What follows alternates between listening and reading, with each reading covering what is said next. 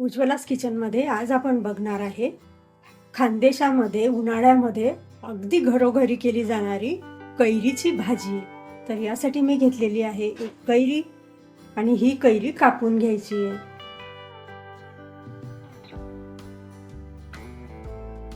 तर आता ही कैरी कापून झाली की यासाठी थोडासा मसाला तयार करायचा आहे। जिरं यासाठी घेतलेला आहे, तर ते खलबत्त्यामध्ये किंवा कशात तरी तुम्ही कुटून घेऊ शकता।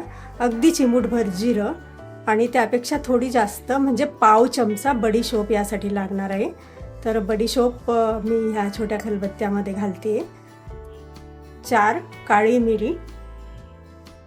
तर यातील काही एवढं साहित्य आपल्याला थोडं कुटून घ्यायचं आहे जाडसर असं। आणि हा इतर मसाला आहे, यामध्ये 2 लवंग घेतलेले आहे।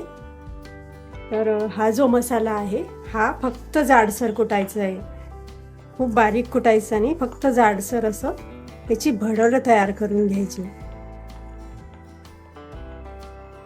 मिरे वाटल्यास तुम्ही बारीक कुटून घेऊ शकता, पण मात्र जी बडीशोप आणि जिरं आहे ते जाडसर असंच ठेवायचं। जिऱ्याचं प्रमाण कमी घ्यायचं। हे बघा असं तयार झालं पाहिजे। भाजीसाठी थोडं तेल गरम करून घ्यायचं। तेल जास्तीचं घालायचं नाही, अगदी थोडं छोटा 1 चमचा तेल यामध्ये टाकायचे। आता हे तेल गरम झालं की यामध्ये 2 लवंग आणि 1 हिरवी वेलची घालायची।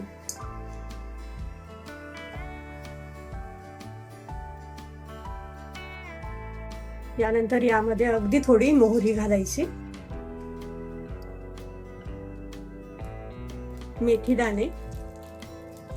गॅसची फ्लेम कमी ठेवायची। यानंतर कुटून घेतलेलं जिरं, बडीशोप आणि मिरी पावडर थोडं परतवून घ्यायचं। थोडा हिंग, पाव चमचा गरम मसाला, पाव चमचा लाल मिरची पावडर, पाव चमचा धनेपूड, थोडी चिमूटभर हळद, एका कैरीच्या साहित्यानुसार मीठ। ही प्रोसेस करताना गॅसची फ्लेम पूर्णपणे कमी ठेवा।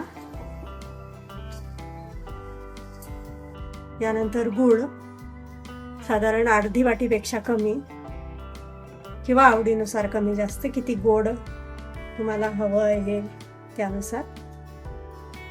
आणि हे सर्व साहित्य मिक्स करून घ्यायचं। गूळ बारीक करूनही घेऊ शकता। आता मी असाच टाकला आहे यामध्ये, भाजी शिजताना तो बरोबर विरघळून जाईल। त्यामध्ये आता कापून घेतलेली कैरी घालायची।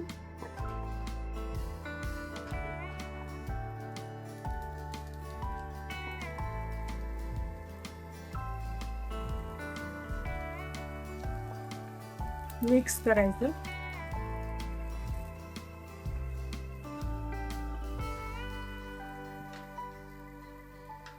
एका कैरीसाठी साधारण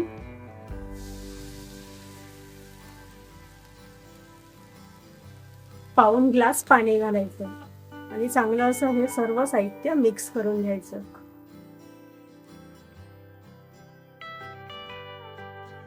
आणि आता याला उकळी येऊ द्यायची। आणि ही बघा अशी उकळी यायला लागली की गॅसची फ्लेम कमी करायची आणि 10 मिनिटांसाठी ही कैरी झाकण ठेवून शिजवून घ्यायची आहे।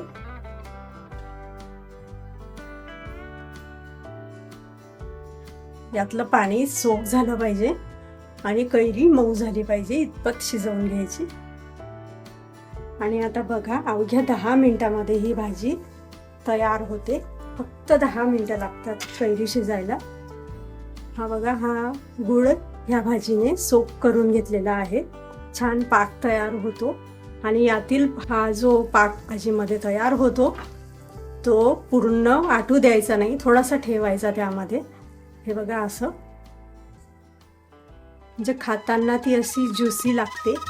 तर चटपटीत अशी ही खानदेशी पद्धतीची, माझी आई बनवते तशी खानदेशी पद्धतीची कैरीची भाजी बनवून तयार झालेली आहे।